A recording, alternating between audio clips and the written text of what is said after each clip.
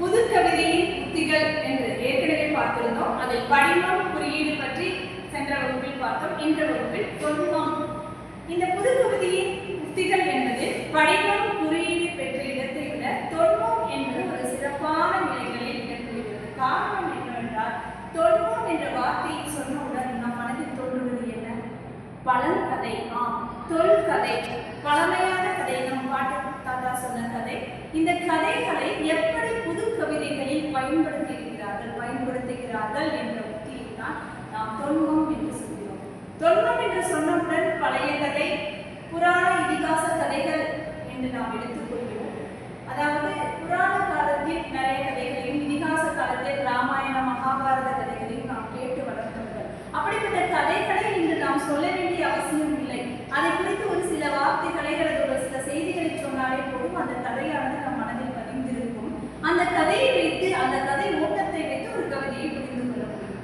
அந்த வகையில் தான் தொன்மம் என்பது இன்றைய புது கவிதைகளில் ஒரு உத்தியாக பயன்படுத்தப்படுகிறது. அதாவது நாம் மனதில் அல்லது வாழ்க்கையில் நாம் சந்தித்த நிகழ்ச்சிகள், சொல்லுகின்ற முறைகள், நாம் செவிவழியாக கேட்ட செய்திகள், இவற்றை எல்லாம் வைத்து ஒரு இறுகிய கருத்துக்கள் நம் மனதிலும் சமுதாயத்திலும் நிலவி வருகின்றன.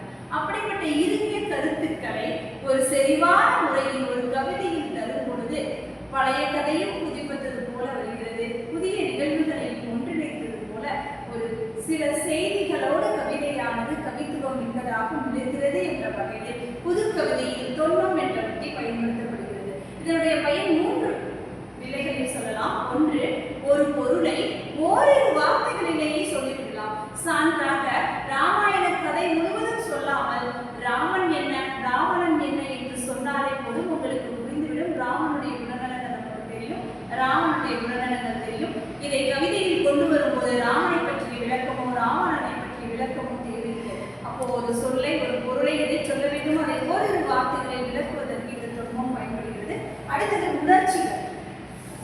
இப்போ ஒரு கதையில என்ன உணர்ச்சிகள் வெளிப்பட்டிருக்கும் என்பதை இந்த தொன்மம் சொன்னாலே போதும். அந்த தொன்மமானது அந்த உணர்ச்சிகளை கவிதையில் கொண்டு வந்து சேர்த்து விடுகிறது. பல்வேறு கருப்பொருள்களை விளக்குவதற்கு இந்த தொன்மமானது பயன்படுகிறது. கதையை மிக சுருக்கிய வகையில் இருக்கும் பொழுது, கதை 1 மணி நேரம் சொல்ற பிறகு நம் கவிதையை சொன்னால் அக்கவிதை சிறப்படையாது அல்லவா? கவிதை சுருக்கமாக சொல்ல வேண்டும் என்பதற்காக எழுதப்படும் ஒரு இலக்கிய படைப்பு. அதில் கதையையும் ஒரு சில வார்த்தைகளில் சகுந்தலை என்றவுடன் நமக்கு ஞாபகம் வருவது சகுந்தலை கதையிற்கான அதைத்தான் இந்த கவிதைகளில் பயன்படுத்துகிறார்கள். அதைத்தான் நாம் தொன்மம் என்கிறோம். சான்றாக ஒரு கவிதை, புறத்தினை சுயம்பர மண்டபத்தில் போலி நலன்களின் கூட்டம். புறத்தினை சுயம்பர மண்டபத்தில் போலி நலன்களின் கூட்டம், கையில் மாலையுடன் குருட்டு தமிழ். கதை ஞாபகத்துக்கு வந்துவிடும் என்று நினைக்கிறேன். புறத்திணை சுயம்பரம் மண்டபம். சுயம்பரம் என்றால் உங்களுக்கு தெரியும், அரசர் காலத்தில் சுயம்பரம் என்ற ஒரு நிகழ்ச்சி நடைபெற்றுக் கொண்டிருந்தது.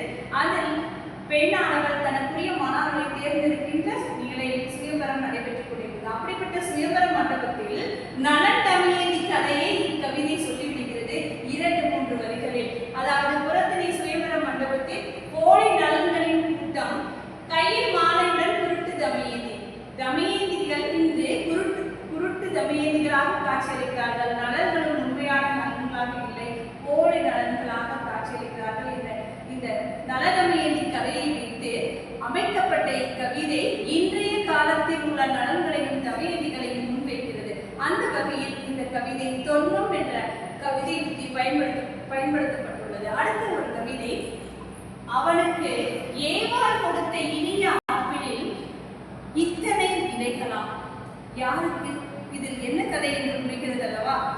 ஏவாள் ஆப்பிளை கொடுத்தால் ஆதாமிற்கு. ஆதாம் அதாவது ஆப்பிளில் எத்தனை அப்படிங்கிறது தான் இங்க முக்கியம்.